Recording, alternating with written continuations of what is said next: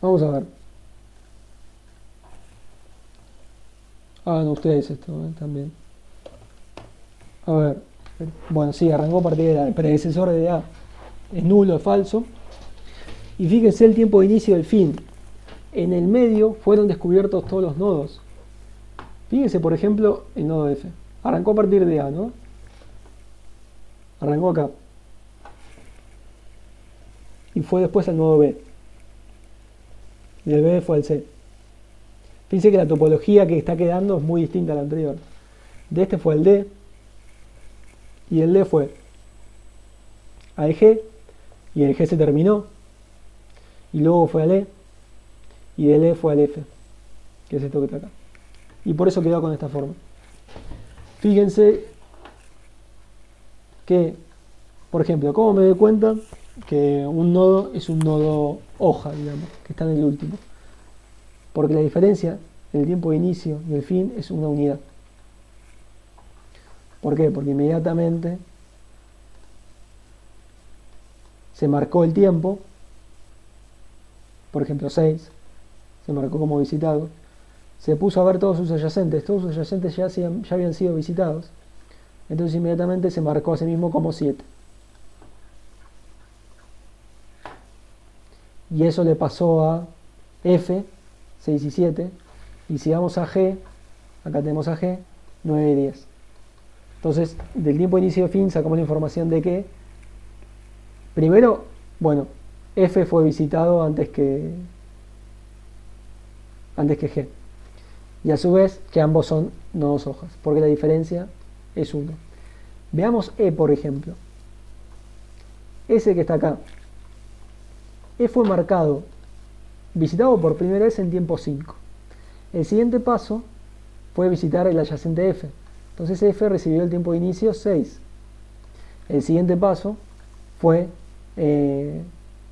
como dijimos antes, este es un nodo hoja, entonces inmediatamente en el tiempo 7 ya se dio por finalizado la exploración de los adyacentes de F, se marcó como fin y se volvió a E. Y E, entonces le quedó como fin 8. Entonces los pasos fueron 5, 6, 7 en el mismo nodo y 8. Y E, por ejemplo, fue explorado por medio del nodo D. Vamos a ver el nodo D. Fíjense que el inicio del nodo D es justo uno antes que E, lo cual tiene sentido. Pero en el paso 9, ¿qué hizo? Seguramente fue a ver el nodo G. Acá está. Porque lo que hizo fue volver a D y decir, acá. Vamos a ver. Acá. Perdón por mover tanto la pantalla. Supongamos que estaba explorando los adyacentes a, ¿cómo dije que se llamaba? A D. Ya exploró todos los D y el siguiente que le quedaba fue el G que estaba acá.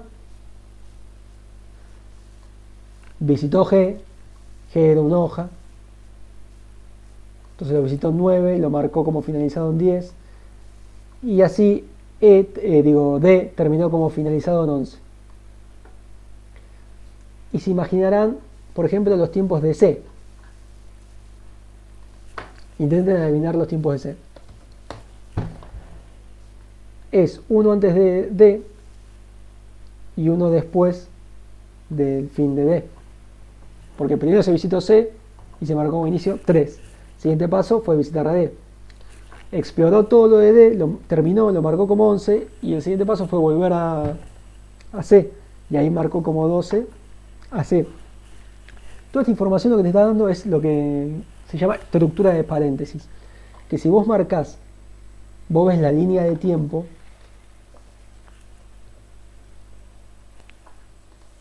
perdón, tiempo, bien.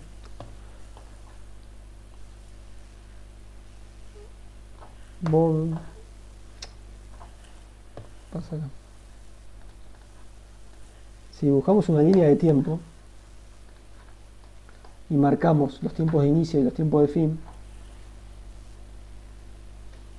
nos queda algo de espacio acá.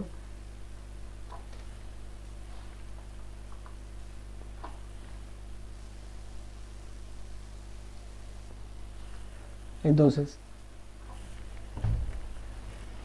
se marcó, acá se marcó el nodo A, el tiempo 1. El inicio de A fue marcado. Y lo último en marcarse fue la finalización de A, que dijimos que es 14. Todos los que tengan tiempos de inicio y fin en medio de 1 y 14 son nodos que están a los que se pueda llegar por medio de A. Entonces, eso aplica a C, que fue descubierto acá y finalizado. No, perdón. C fue finalizado en 3, por ejemplo. Y inicio 3, finalizado 12. Entonces se llama estructura de paréntesis, porque dentro de este paréntesis, ahora el paréntesis de C, está contenido, por ejemplo, el de D. D fue finalizado en 11. A su vez ambos están incluidos en el de A, recuerden. Y en estos están incluidos, por ejemplo, G, que G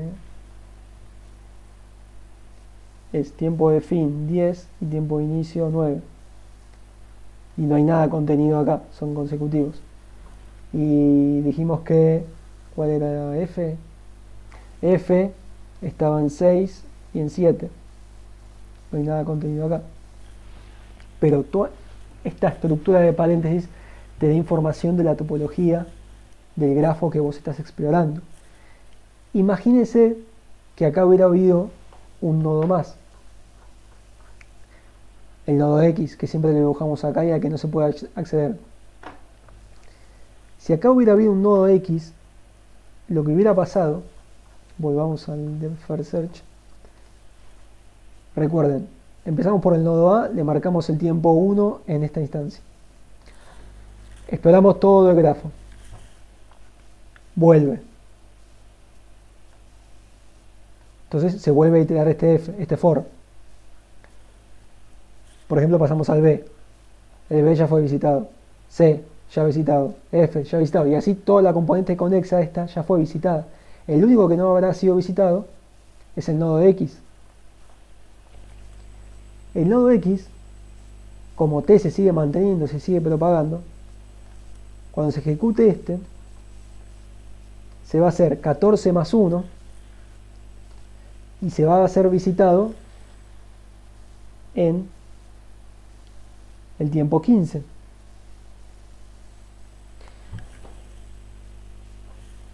Y esto, el hecho de que el tiempo de inicio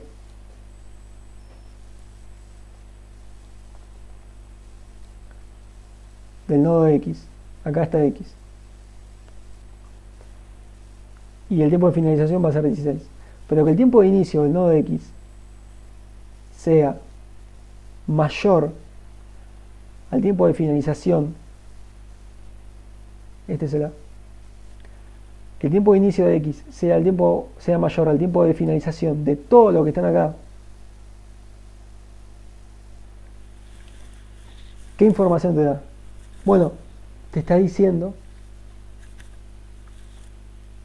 que esas componentes no están conectadas. Y eso es lo bueno de DFS. Tiempo bien. En vez de estar guardando solamente la distancia, de estar marcando esos dos tiempos, te da bastante información. Sigan jugando con esta función. Acá tienen el árbol. Y noten que yo acá lo hice de modo tal que se hiciera un único árbol. Pero si tuvieras más nodos, en sí no va a ser un solo árbol. Vas a tener lo que se llama un bosque. Y a eso hacemos mención acá, a los bosques BFS y los bosques DFS. Si los grafos tienen más de una componente conexa, entonces va a suceder eso. En vez de generar un solo árbol que llegue a todos los nodos, vas a tener un bosque de árboles. Finalmente, complejidad de DFS van a ver que es igual a BFS, porque ambos hacen lo mismo. Inicializan todos los nodos, acá, esto es complejidad n, y después lo que hace acá es explorar todas las adyacencias posibles. Entonces, explorar todas las adyacencias es orden de la complejidad del número de ejes. Entonces, la complejidad de DFS, al igual que la de BFS, es tita de n más n. Bueno,